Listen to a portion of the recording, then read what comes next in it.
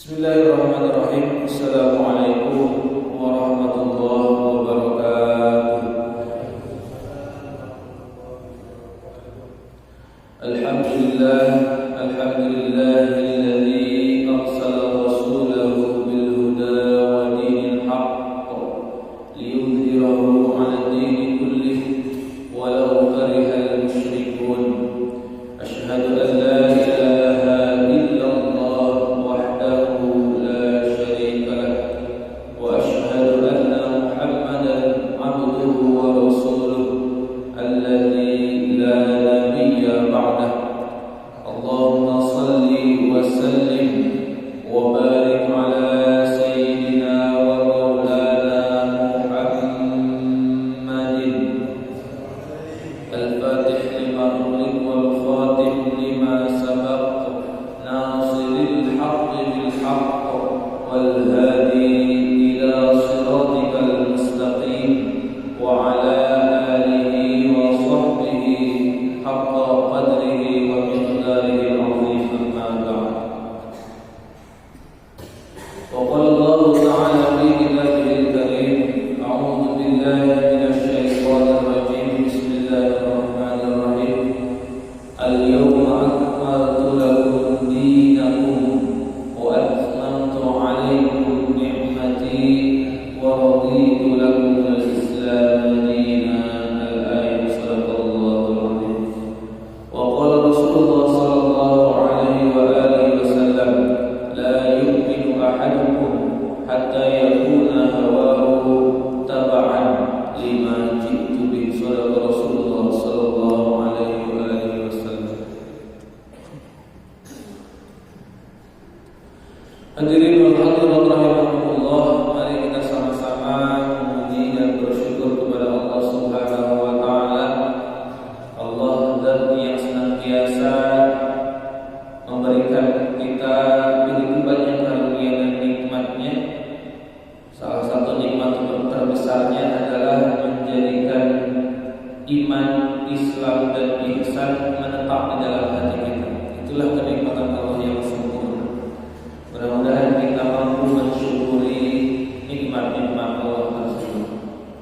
Salawat dan salam semoga tetap tercurah terlimpah kepada junjungan alam, penghulu alam, beliau Nabi besar Rasulullah Muhammad sallallahu alaihi wasallam, lalu kepada segenap keluarga tercinta, para sahabat yang setia, para tabi'in, atba'ut tabi'in, para ulama yang menjadi pewarisnya, dan mudah-mudahan kita diakui sebagai umat beliau sehingga kita bisa komitmen, konsisten, istiqomah, ittiba dalam sunnah-sunnahnya. Amin Allahumma amin.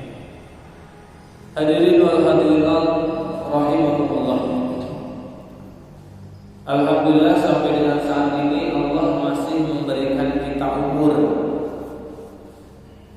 Umur kita kira-kira bertambah atau berkurang?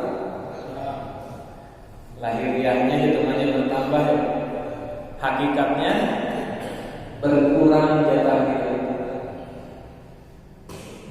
Lahiriahnya hitungannya bertambah, tetapi hakikatnya berkurang jatah kehidupan kita di dunia ini. Jatah kesempatan kita untuk berbuat baik, beramal baik berkurang.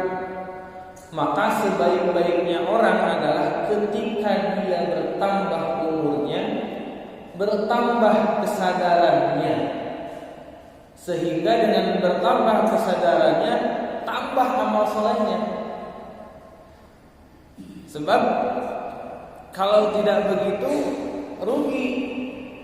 Umur kita lahiriahnya bertambah, kesempatannya berkurang, tiba waktunya nanti ajal kematian datang, kemudian tidak membawa apa-apa, rugi luar biasa. Maka kesempatan terbesar, kenikmatan terbesar yang harus kita syukuri adalah semakin bertambahnya umur kita, tambah kesadaran kita, sehingga tambah amal soleh kita. Mudah-mudahan kita termasuk golongan yang ini. Amin Allahumma. Hadirin wal hadirat rahimakumullah. Di kesempatan pagi hari ini kita akan membahas satu tema penting yang ini menjadi hal yang mendasar yang harus kita pahami untuk kemudian kita amalkan, yaitu yang akan kita bahas mengenai arkanuddin, rukun agama. Jadi hari ini kita akan membahas arkanuddin atau rukun agama. Jadi agama itu bukan hanya ritual saja, bukan hanya namanya saja yang agama itu tidak sesederhana seperti menyebutkannya agama itu. Tetapi di balik agama itu, agama Islam, ada rukun-rukun yang menopang tegaknya agama tersebut. Sehingga kalau rukun itu hilang salah satunya saja, maka agamanya tidak akan tegak.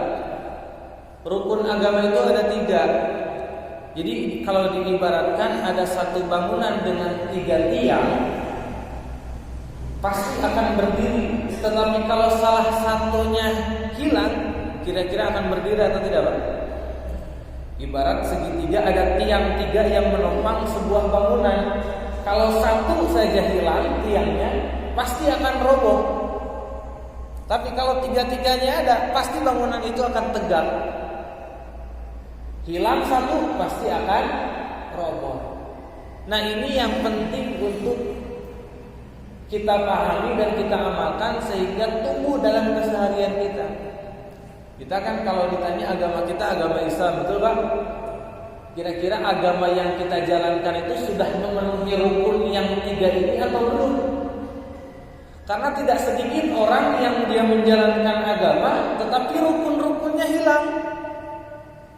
Kalau rukunnya hilang berarti agamanya runtuh.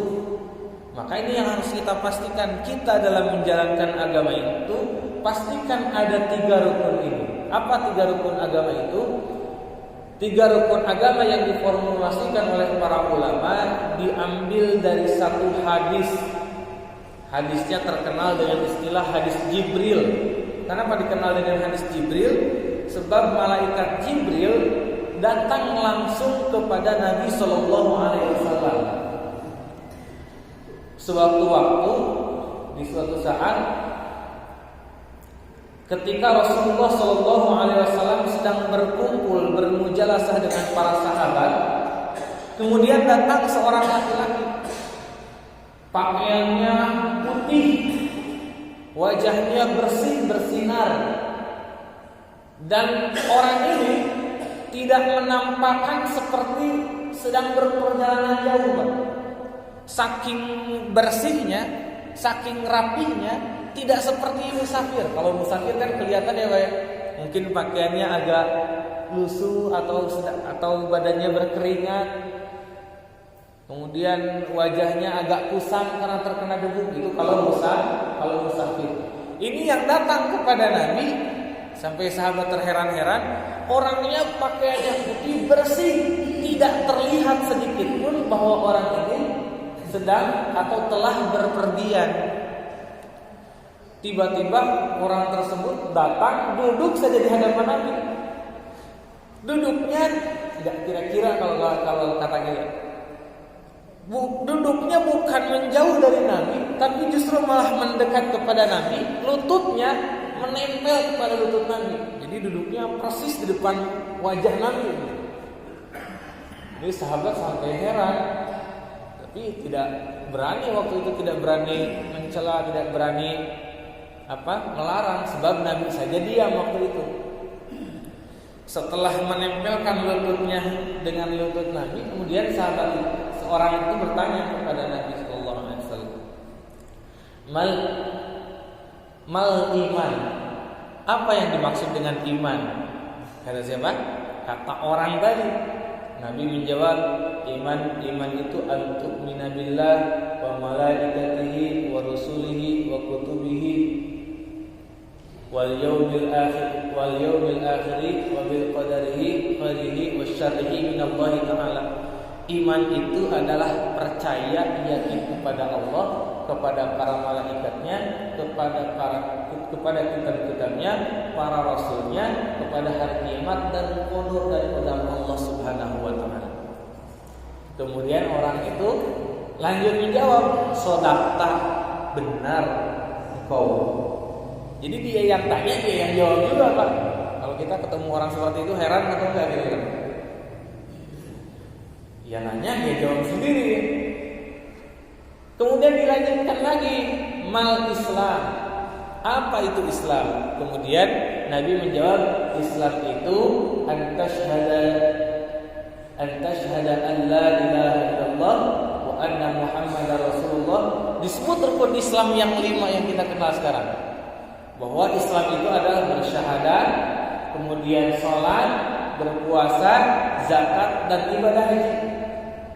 Orang itu jawab lagi, shadaqta, benar kau. Kemudian ditanya lagi, mal ihsan. Ihsan itu kata Nabi, anta'budallah ka'annaka tarah fa in lam takun tarah fa innahu yarah. Ihsan itu engkau beribadah kepada Allah seolah-olah engkau melihat Allah. Kalau tidak bisa sampai engkau seolah-olah melihat Allah, maka yakinkan dalam hatimu bahwa Allah senantiasa melihatmu. Itu kata Nabi. Si orang yang tadi menjawab lagi, shadaqta. Kemudian disusul dengan pertanyaan-pertanyaan yang lain. Setelah selesai pertanyaan, si orang itu pulang saja. Sahabat makin bingung, ini siapa ini? Sudah datang, bersih pakaiannya, orangnya bersih, kelihatannya tidak sedang bepergian. Tiba-tiba datang, duduk di hadapan Nabi, menempelkan lututnya dengan lutut Nabi, bertanya, jawab sendiri. Makin heran sahabat, nggak berani bertanya. Setelah pulang orang yang tadi setelah pulang, kemudian Rasulullah bertanya, wahai Umar, kepada Sayyidina Umar, wahai Umar, siapa yang datang tadi? Jawaban Umar bin Khattab,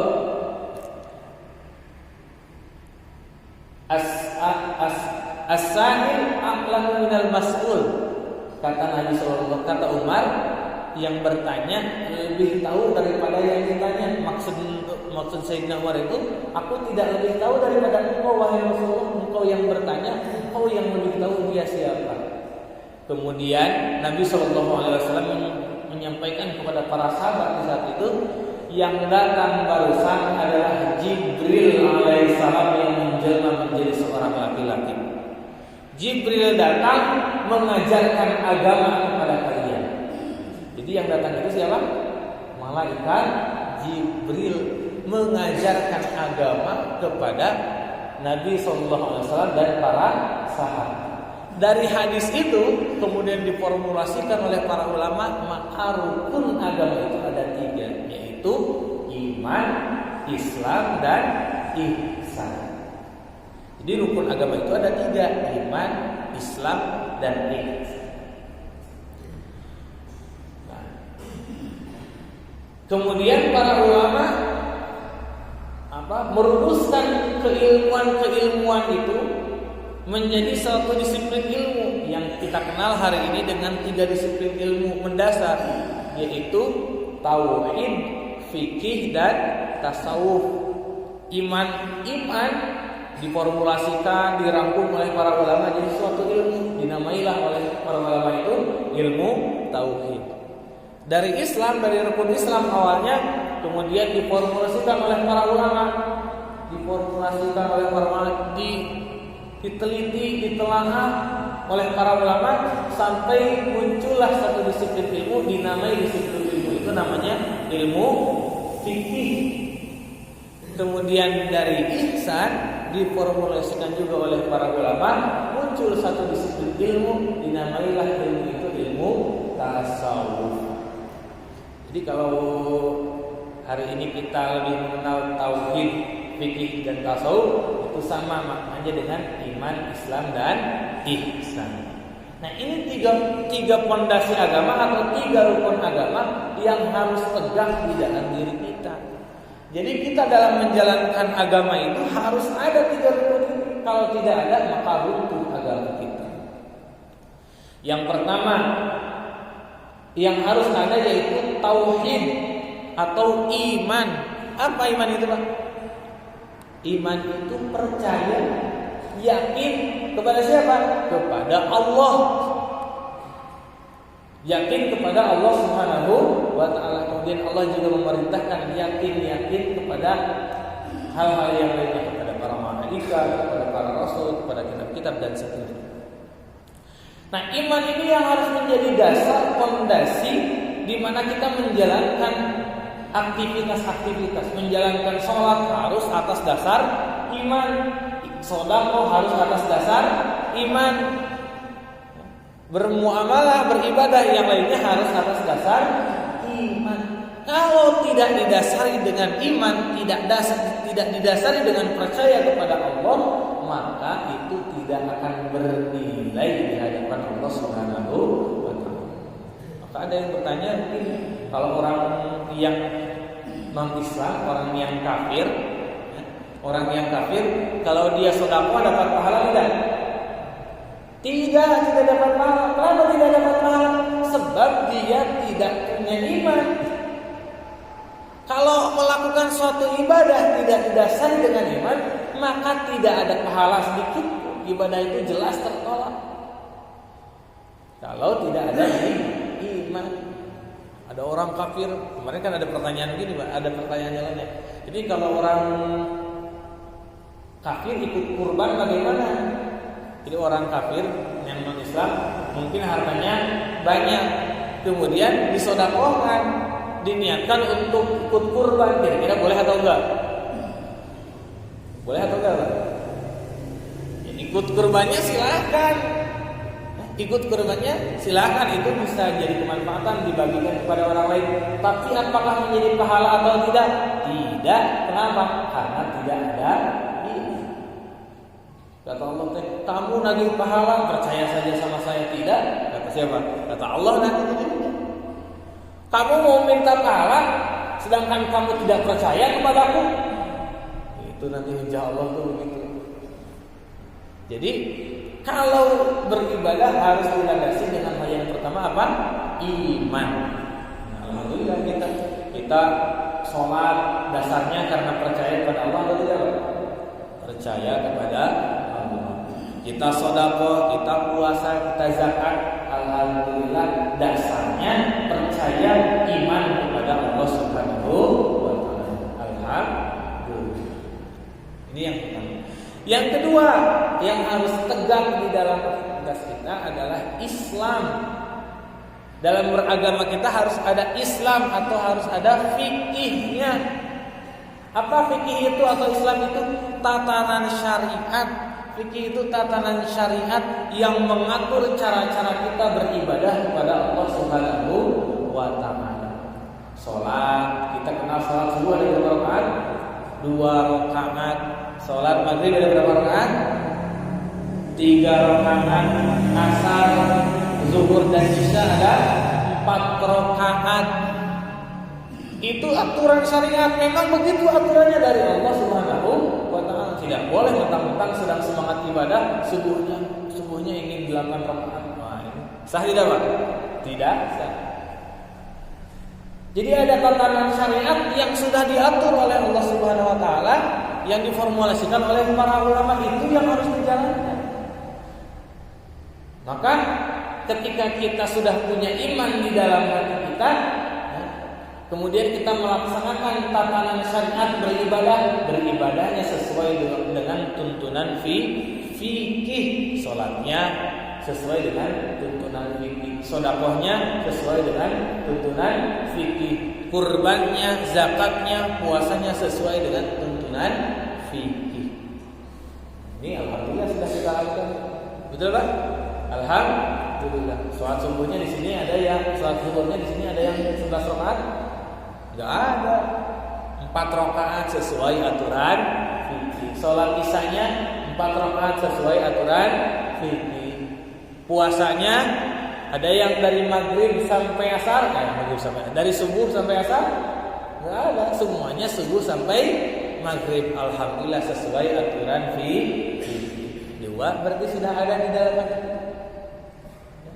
Tauhid dan fikih sudah ada di dalam hati kita.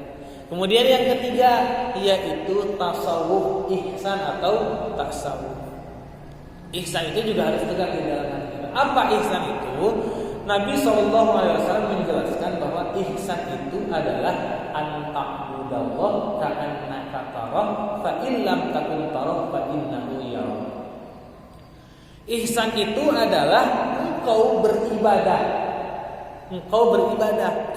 dan ibadahnya diyakini disertai dengan kondisi seolah-olah engkau melihat yang diibadahi, yaitu siapa? Allah Subhanahu wa ta'ala. Seolah-olah. Nah, karena tidak bisa kita melihat Allah, tapi Nabi menyampaikan seolah-olah. Ini kalau kita ibaratkan, kalau kita ilustrasikan, kita misalnya punya atasan, punya bos lah. Kita punya bos, kemudian kita bekerja. Di hadapan kita ada bos, kita melihat bos di hadapan kita, kira-kira kerjanya leha-leha atau serius Pak? Leha-leha serius. Pasti tidak mungkin mau berani leha-leha, apalagi mau berani bercanda. Ya. Berani bercanda saat bekerja nggak mungkin, pasti serius. Secara umum begitu ya Pak? Pasti serius. Kenapa? Di hadapannya dia melihat bosnya. Begitupun juga dengan ini ilustrasi sederhana. Kalau yang dimaksud ihsan oleh Nabi adalah anta'budallah ka'annaka tarah, engkau beribadah seolah-olah melihat Allah, maka dalam proses ibadah kita, ketika kita menjalankan suatu ibadah, maka ada satu kondisi di mana kita seolah-olah melihat Allah Subhanahu wa ta'ala.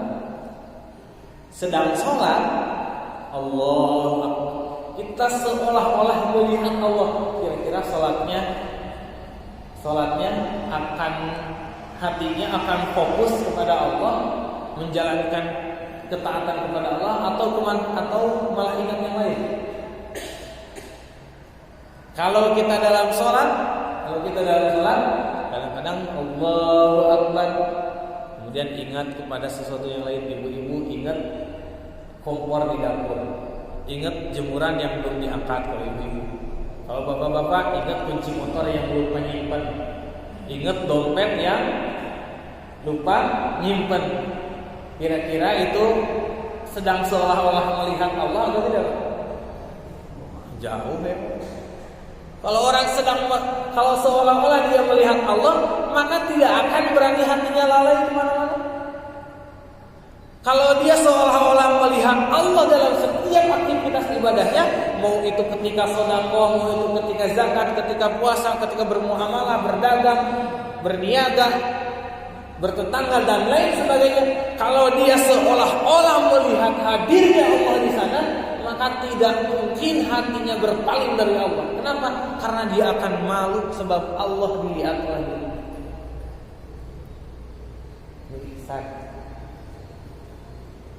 Sudah ada atau belum kira-kira? Sudah ada dalam kondisi itu, sudah sampai ke dalam diri kita atau belum? Nah, kalau belum berarti belum tegak agama kita yang rukun yang ketiga ini. Tapi Nabi melanjutkan, fa illam takun taro, kalau kamu tidak bisa ada pada kondisi yang seperti itu, yang tidak bisa melihat Allah, seolah-olah melihat Allah, fa innahu yarak, maka yakinilah dengan sesungguhnya bahwa Allah senantiasa melihat engkau. Allah senantiasa memperhatikan engkau. Allah senantiasa menyaksikan engkau, memperhatikan setiap gerak-gerik engkau. Yakinlah itu semua. Ini kalau ilustrasinya seperti CCTV, Bang. Kalau misalnya ketika kita dalam suatu ruangan sedang sendiri, kemudian ada CCTV yang memperhatikan, yang merekam, kira-kira mau berbuat macam-macam atau tidak? Ketika dalam kesendirian, sanggup berbuat macam-macam atau tidak?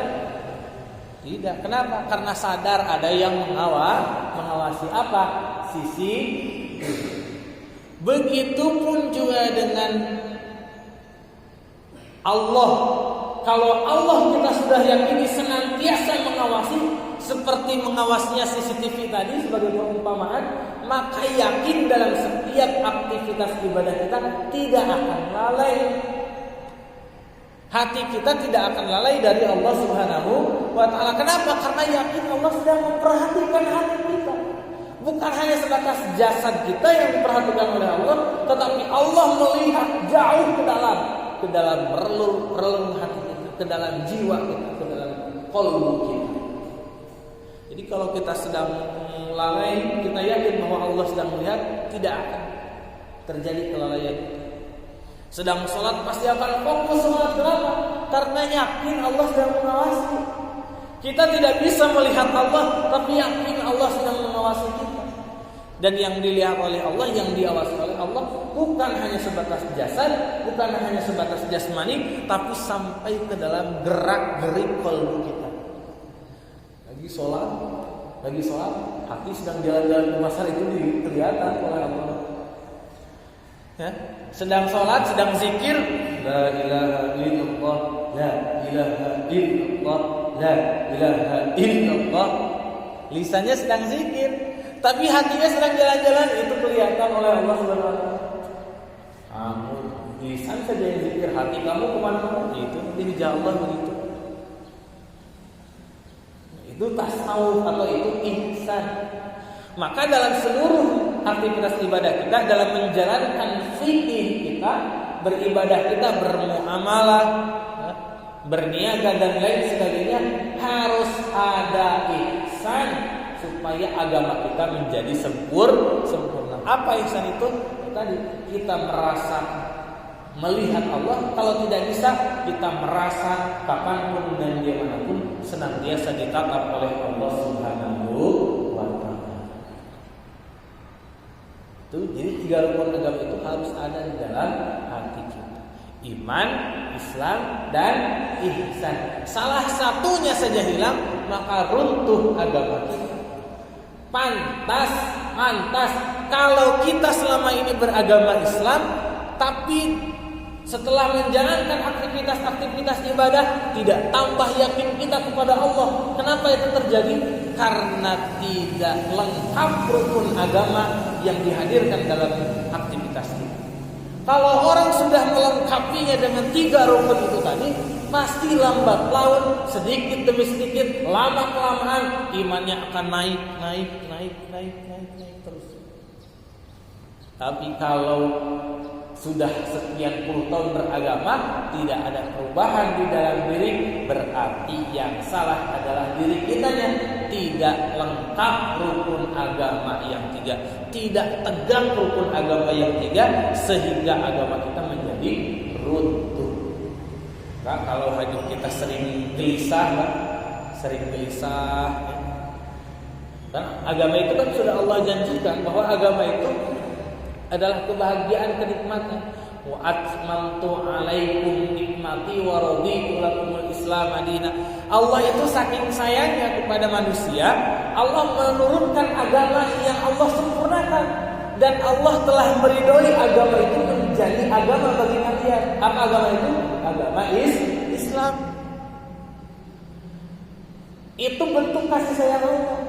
Jadi Allah sudah menjanjikan bahwa kesempurnaan agama yang diberikan oleh Allah dengan 3 rukunnya, itulah kenikmatan bagi seluruh umat manusia. Dan Allah janji dengan agama itu manusia akan bahagia, bukan hanya di akhirat tapi juga di dunia. Buktikan oleh kita. Kalau di dunia saja kita menjalankan agama tetapi belum merasakan kebahagiaan, berarti ada yang salah dengan beragama kita. Mungkin rukunnya salah satunya hilang. Sebab kan Allah sudah janji, kalau kalian beragama maka kalian akan mendapatkan kebahagiaan di dunia sampai dengan di negeri akhirat. Itu janji Allah. Kalau di dunia saja masih sering gelisah, masih sering berkeluh kesah, berarti ada yang salah dengan beragama kita. La ilaha illallah Muhammadur Rasulullah. Hadirin wal hadirat rahimakumullah. Rukun agama ini, iman, Islam dan ihsan ini, kalau tadi diibaratkan secara sederhana, ya, kalau dicontohkan secara sederhana, maka dalam menjalankan sholat itu harus didasari dengan iman kepada Allah Subhanahu wa ta'ala. Kemudian dalam praktik sholatnya harus memenuhi syarat dan rukunnya. Itulah namanya fikih. Ada ruku, ada sujud, ada tumanina, suci dari hadas sebagai syarat sahnya, dan seterusnya. Sesuai aturan fikih. Itu namanya Islam. Dan yang ketiga yang harus tegak dalam menjalankan sholat itu, setelah didasari dengan iman sesuai dengan aturan fikih, maka hatinya, qalbunya tersambung kepada Allah Subhanahu wa ta'ala. Maka kalau itu bisa dilaksanakan, tegaklah agama kita dengan rukun yang tiga, yaitu iman, Islam dan ihsan. Hadirin wa hadirat rahimakumullah, itu saja sebagai materi yang bisa disampaikan. Mudah-mudahan besar manfaatnya dan mudah-mudahan Allah sempurnakan agama kita. Allah mampukan kita untuk bisa menjalankan agama ini sesuai dengan ketentuan Allah Subhanahu wa ta'ala, memenuhi rukun yang tiga, yaitu iman, Islam dan ihsan. Amin Allahumma. Barangkali ada yang ingin bertanya, silakan, kalau bisa dijawab, kalau tidak bisa seperti biasa ya Pak ya, jadi PR untuk saya.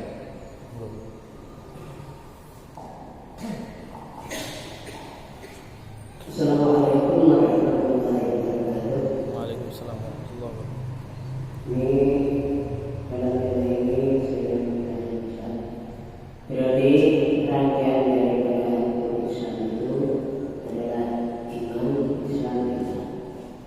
Apabila kita ini sedang menjalankan ritual atau ibadah dari sholat, kemudian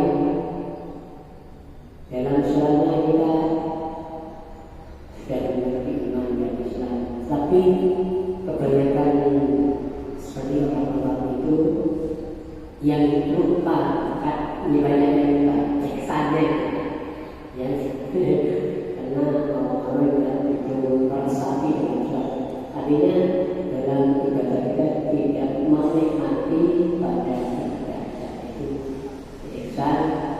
Kadang-kadang kita melihat kepada Allah. Kalau kita melihat dari Allah, tapi Allah telah melihat kepada kita. Bagaimana orang yang ibadah seperti orang-orang ini sering lupa dalam ibadah, apa itu ibadah sempurna atau tidak. Yang kedua, saya dalam suatu hadis sesuai dengan tema kemarin, cinta kepada Allah. Ada satu hadis, man ahabba lillah, orang yang cinta karena Allah, wa ghadaba lillah, orang yang marah karena Allah, wa aqta lillah, dan memberi karena Allah.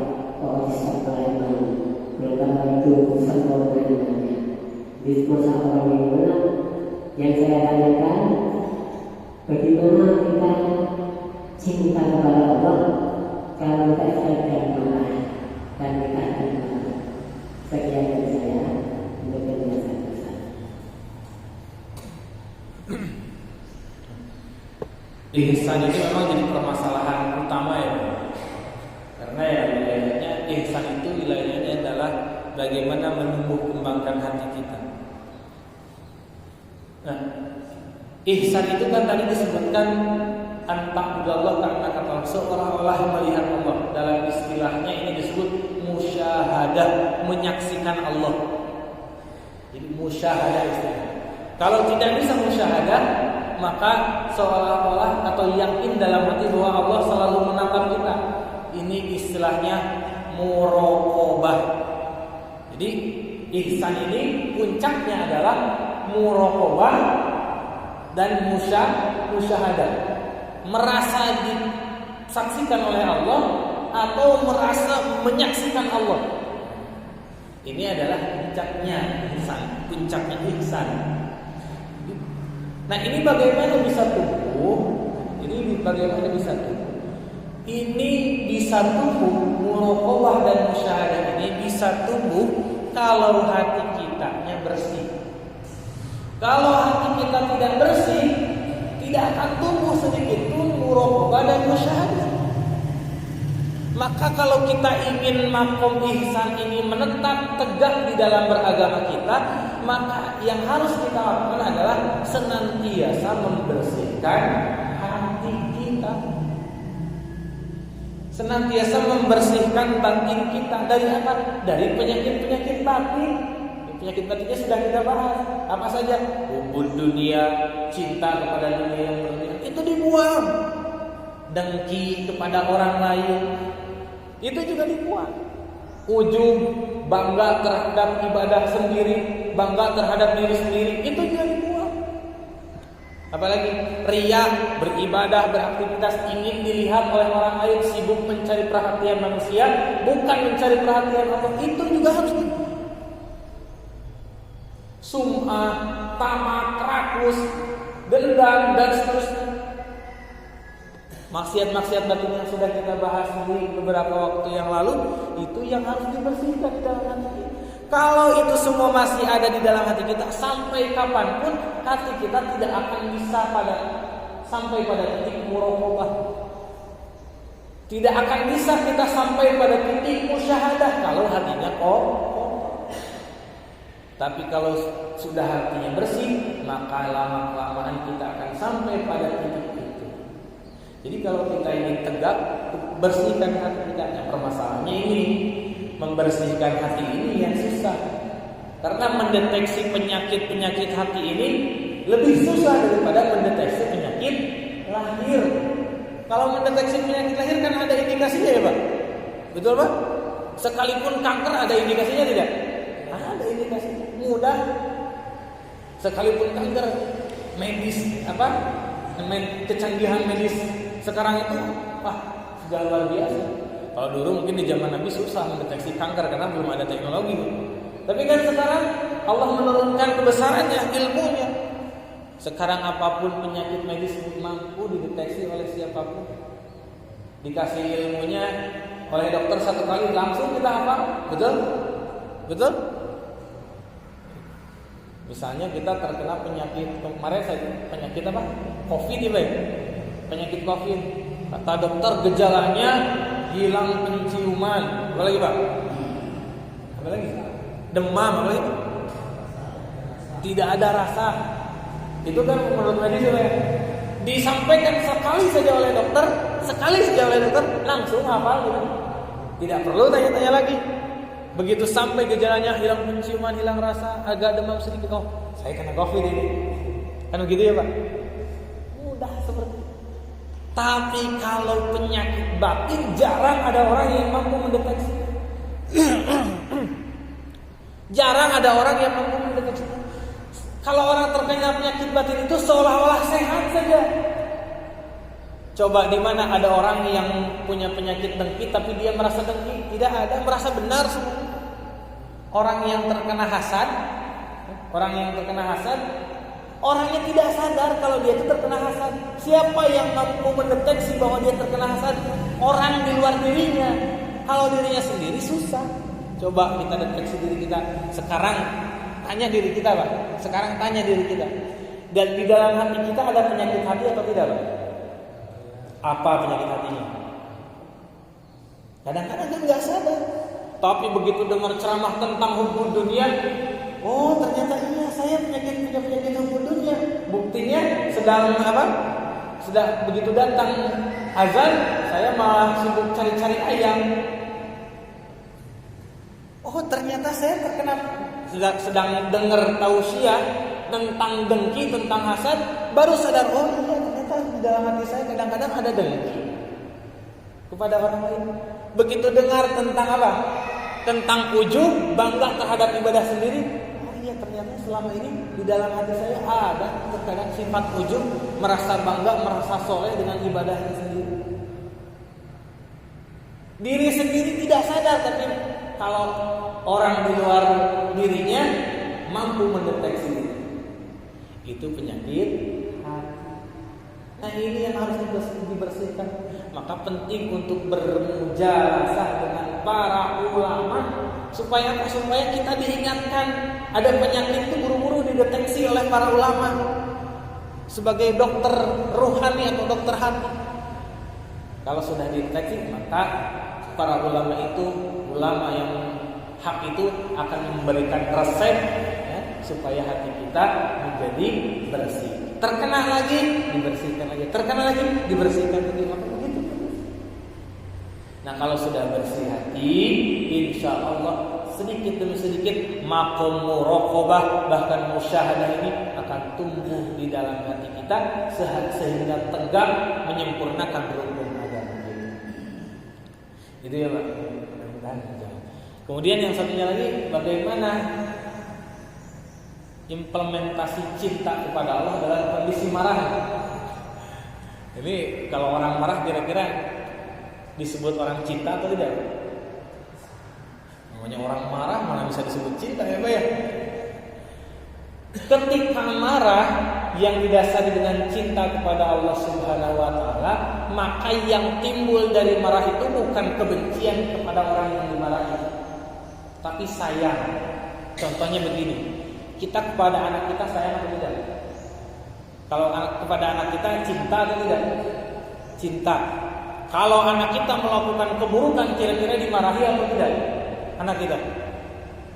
Anak kita misalnya mencuri, marah tidak kepada anak kita? Marah. Marahnya dasarnya apa? Dasarnya apa? Cinta. Marahnya dasarnya cinta. Jadi benci tidak kepada anak? Tidak.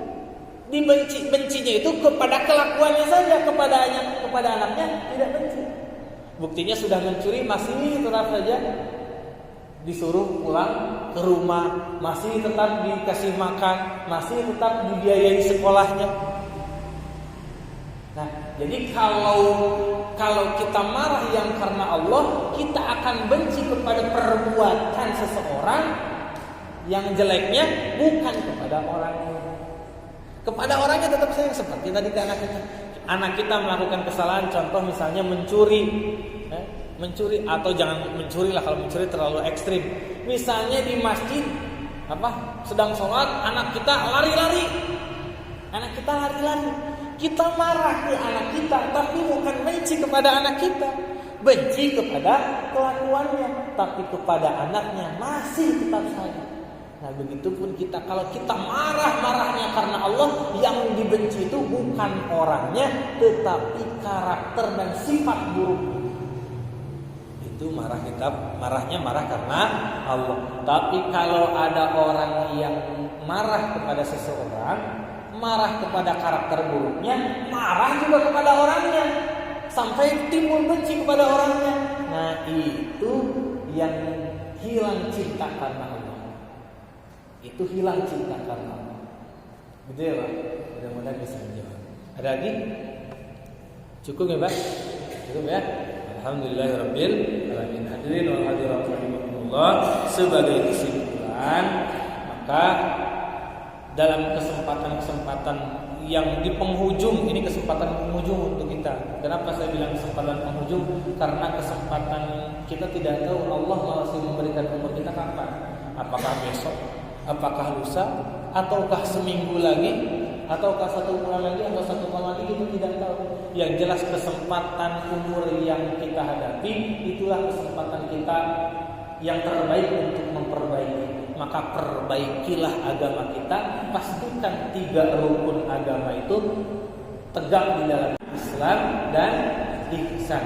Dalam menjalankan aktivitas ibadah, maka yakini, dasari dengan keyakinan kepada Allah, lakukan itu sesuai dengan syariat tuntunan Allah Subhanahu wa taala yang dijelaskan dalam kaidah fikih, dan pastikan hati kita bersih sehingga tersambung kepada Allah, merasa ditatap oleh Allah Subhanahu wa taala. Mudah-mudahan Allah mampukan kita semua menegakkan rukun agama yang 3. Amin Allahumma amin. Itu saja yang bisa disampaikan. Mudah-mudahan besar manfaatnya. Mudah-mudahan Allah perbaiki agama kita. Amin Allahumma amin. Benar dan tepat itu datangnya